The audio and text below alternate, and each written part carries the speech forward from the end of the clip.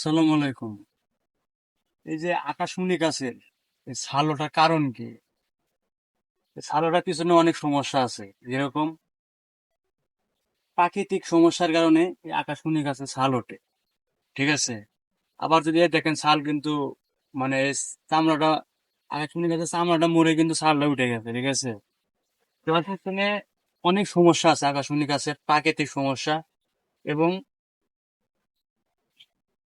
এবং আপনার এই যে এই যে এটার পিছনে অনেক পোকামাকড় থাকে।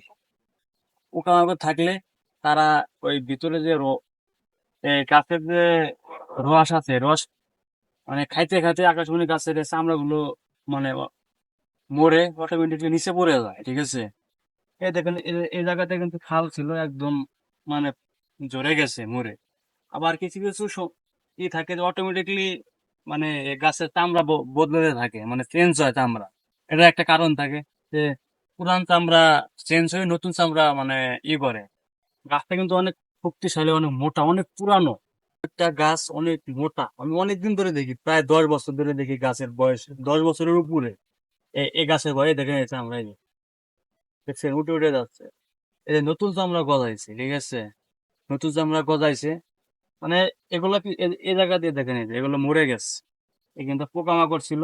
এই চামড়া যে এই খাওয়ার পরে এই চামড়াগুলো মরে গেছে। এই দেখেন গাছটা অনেক জায়গায় চামড়া মানে উঠে গেছে। এই যে দেখেন, বুঝছেন, ইন্দা ফাইটে গেছে এই যে এই জায়গায়। এগুলা এই গাছের চামড়া আসলে এই যে আপনাকে বলে, এই যে এগুলা চেঞ্জ হবে। এই যে দেখেন এগুলা ধীরে ধীরে ধীরে ধীরে ধীরে ধীরে চামড়া করে মরে যাচ্ছে, মরে মরে দেখুন যে ছাল উঠে মানে বাসা থাকবো আর কি। ওই গাছের উপর যে চামড়া আছে এগুলা বাসা থাকে। ঠিক আছে। মানে অটোমেটিকলি চামড়া চেঞ্জ হয়। এবং ভিতরে মাটির সমস্যা থাকে, যদি মাটি যদি আপনার পানি না থাকে, তো এই পানি না থাকার কারণে কিন্তু গাছটা মানে পানি পায় না। সেই কারণে গাছে ধীরে ধীরে শুকায় এই চামড়া গুলো ঝরে পড়ে। ঠিক আছে। অনেক কারণ থাকে গাছের মানে সমস্যা। ঠিক আছে। এগুলোর কারণেই। এবং এ গাছে যদি পানি থাকে, নিয়মিত যদি পানি থাকে, তাহলে গাছের চামড়া মরবে না। এবং প্রাকৃতিক সমস্যার কারণে আপনাকে তো বললাম যে প্রাকৃতিক সমস্যার কারণে। আমি আরেকটা কথা বলে রাখি, আমার পেজটা একটু ফলো করে দেন, আর ভিডিওটা যদি ভালো লাগে শেয়ার করে দেন, আমার একটু পাশে দাঁড়ান। ঠিক আছে। তাহলে আমি আর উৎসাহ পাবো, আর আমার ভিডিও বানাতে ভালো লাগবে। এই জায়গায় দেন চাষের এই জায়গায়, ঠিক আছে, এই জায়গায় পোড়া পোড়া লাগে। ঠিক আছে। কিন্তু এটা কিন্তু আসলে চামড়া কিন্তু ওই ছাল যে আছে, ছাল, এই ছালটা কিন্তু এই যে দেখেন এই জায়গায় দেখলে বোঝা যায় যে গাছের বয়স আছে। এই যে এই জায়গায় দেখেন, এই যে আমড়াগুলোর অবস্থা দেখছেন, তাহলে বুঝবেন যে গাছের বয়স কত। এই জায়গায় দেখেন মানে গাঢ় মনে হয় একটা গাড়ের মতো সিস্টেম। এই জায়গায় পুড়ে পুড়ে দেখেন পুড়ে গেছে। ঠিক আছে।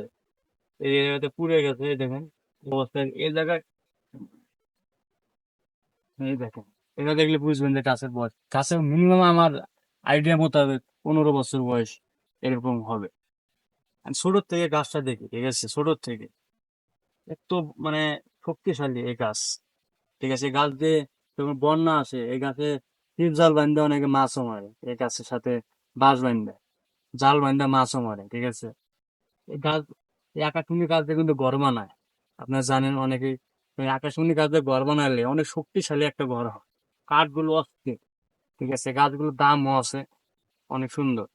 ঠিক আছে। তো সবাই ভালো থাকবেন, সুস্থ থাকবেন।